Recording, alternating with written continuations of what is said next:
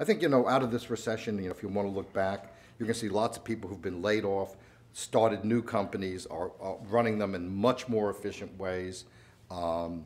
And, you know, I think that this will be the kind of innovation that will make it happen for us. I think and that's always been the way the U.S. has worked.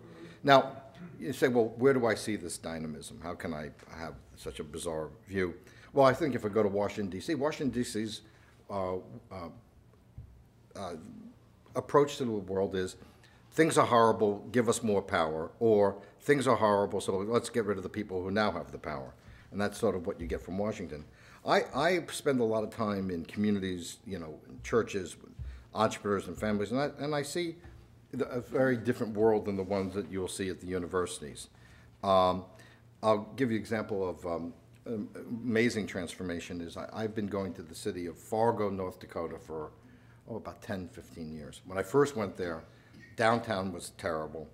It was kind of in the middle of nowhere. The coffee was so bad I had to bring my coffee with me from LA.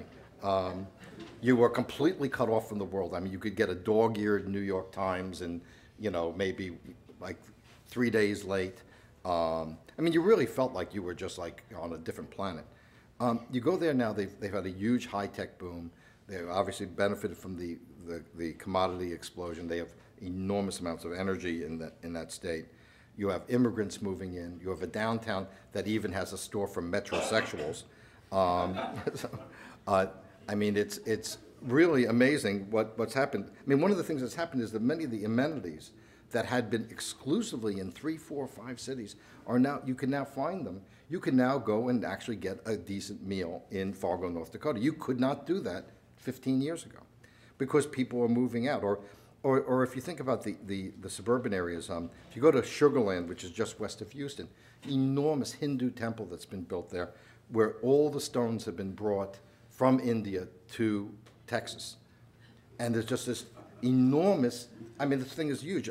Actually, you know, if you look at where are the mosques and the Hindu temples and the new churches being built, they're almost being built in places that, you know, most of the chattering class never sees.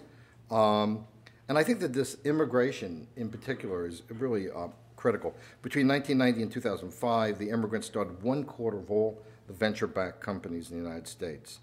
Large American firms have a kind of international character to them. 14 of the CEOs of the 2007 Fortune 100 were immigrants.